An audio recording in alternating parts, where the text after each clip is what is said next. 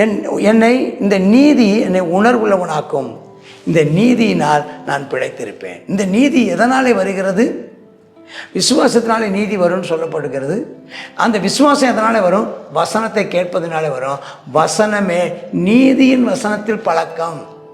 உமது முகம் நோக்கி பார்த்தவர்கள் வெட்கப்பட்டு போவதில்லை. உமது திருநாமம் அறிந்தவர்கள் கைவிடப்படுவதில்லை. உமது முகம் நோக்கி பார்த்தவர்கள் வெட்கப்பட்டு போவதில்லை. உமது திருநாமம் அறிந்தவர்கள் கைவிடப்படுவதில்லை. நம்பினோரை நீர் மறப்பதில்லை. உம்மை தேடி வந்தோரை வெறுப்பதில்லை.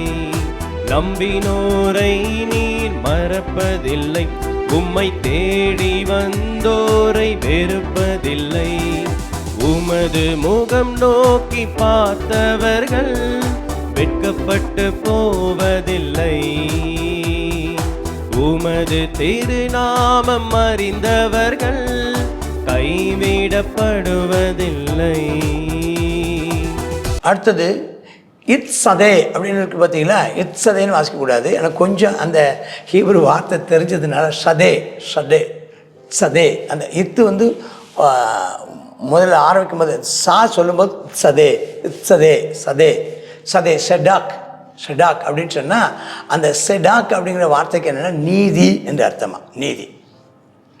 அப்போ இது எப்படி இருக்குன்னா பாடுபடும் ஒரு ஒரு ஒரு வேலைக்காரனுக்கு ஒப்பனையாக அது சொல்லப்படுகிறது தான். அது பார்க்கும்போது இந்த சதிக் அப்படிங்கிறதும் அதனுடைய அர்த்தம் நீதி நீதி நீதி.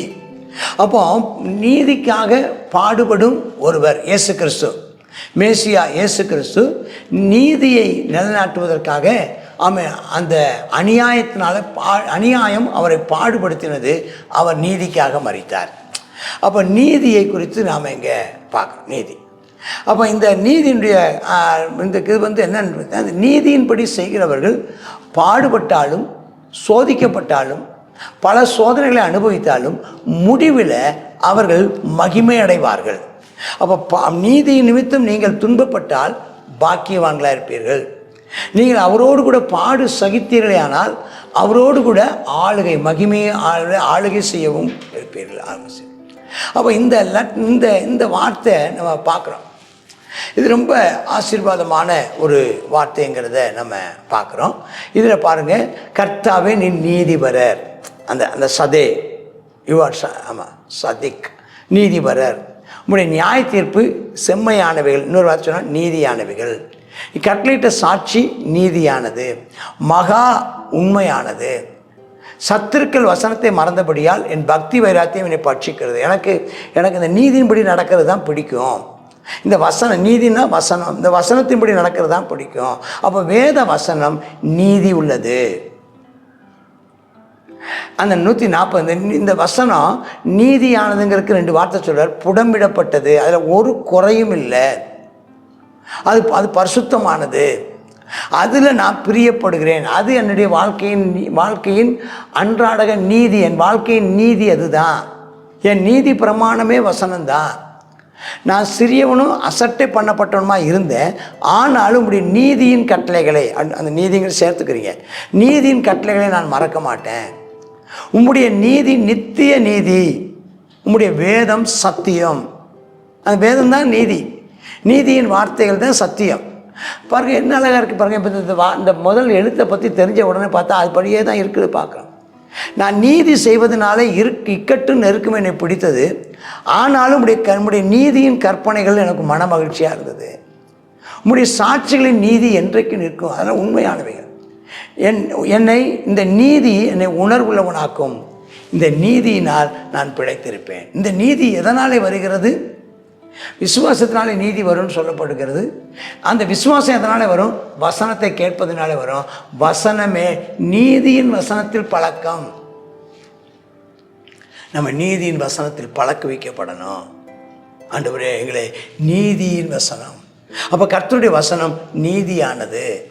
நீதியை தேவனே நமக்கு ஸ்தோத்திரம். நீதியின்படி நடக்க கர்த்தர் கிருபை தாரும். நீதியின் வசனங்கள் எல்லாம் நீதியானவைகள், புடமிடப்பட்டது, அதில் ஒரு குறையும் இல்லை, அதில் ஒரு பழுதும் இல்லை, அது பூரண நீதி நிறைந்தது. அதன்படி நடப்போம்.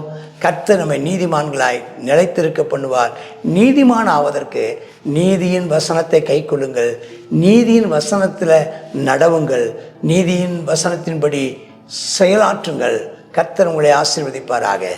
ஆமேன், ஆமேன். God bless you. சங்கீதம் 119 18வது பாகத்தை நம்ம இதில் பார்க்குறோம். இந்த 18வது பாகத்தில் சங்கீதக்காரன் ஜெபிக்கிறார். ஆமேன். கர்த்தாவே நீர் மகா நீதிபரர் அப்படின்னு சொல்லிட்டு சொல்கிறாரு. ஆமாம், நம்முடைய நியாய தீர்ப்புகள் எல்லாம் செம்மையானவைகள். ஆனால் என்ன செய்கிறாங்களாம், சத்துருக்கள் என்ன செய்கிறாங்க, வசனங்களை மறந்தபடியினால் என் பக்தி வைராக்கியம் என்னை பட்சித்ததுன்னு சொல்கிறார். ஆமேன். தேவனுடையதான வசனங்களை நம்ம ஒரு காலம் மறந்து விடக்கூடாது.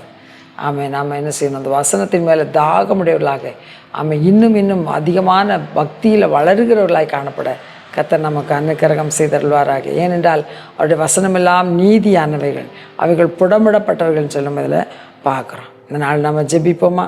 ஆமாம். நம்ம நீதிமான் ஆகணும்னா அதை நீதியின்படி நடக்கும்போது மட்டுமே நம்ம நீதிமான் ஆக முடியும். ஜெபம் பண்ணுவோம். கர்த்தாவே ஸ்தோத்திரம் அப்பா, கிருபையின்படி அப்பா இறங்குவீராக என்று சொல்லி ஜெபிக்கிறோம். கர்த்தாவே நீர் மகா நீதிபரர் ஆண்டவரே, நம்முடைய நியாய தீர்ப்புகள் செம்மையானவைகள் அப்பா. கர்த்தாவே ஸ்தோத்திரம் அப்பா. ஆமேன் ஆண்டவரே. பக்தி வைராக்கியம் கர்த்தாவே எங்களை பட்சிக்கட்டும். கர்த்தாவே உன் பேரில் எங்களுக்கு ஒரு பக்தியை ஆமேன் அப்பா ஸ்தோத்திரம் பக்தி வைராக்கியத்தை நீ தந்திரல வேண்டும் என்று சொல்லி ஜெபிக்கிறோம். கர்த்தாவே நம்முடைய வசனமெல்லாம் நீதியானதப்பா, அவைகளெல்லாம் புடமிடப்பட்டது ஆண்டவரே. அப்படிப்பட்டதான வேத வசனத்தை எங்களுக்கு தந்திருக்கிறீரப்பா. தகப்பனே உமக்கு நன்றி செலுத்துகிறோம், ஸ்தோத்திரம் செலுத்துகிறோம் அப்பா, ஸ்தோத்திரிக்கிறோம். கர்த்தாவே எங்களை உணர்வுள்ளவர்களாக்கி அப்பா ஆமேன் ஆண்டவரே உம்முடைய வசனத்தில் நிலைத்திருக்க பண்ணுங்க, பிழைத்திருக்க பண்ணுங்கப்பா. இயேசுவின் நாமத்தில் ஜெபிக்கிறோம் நல்ல பிதாவே. ஆமேன், ஆமேன்.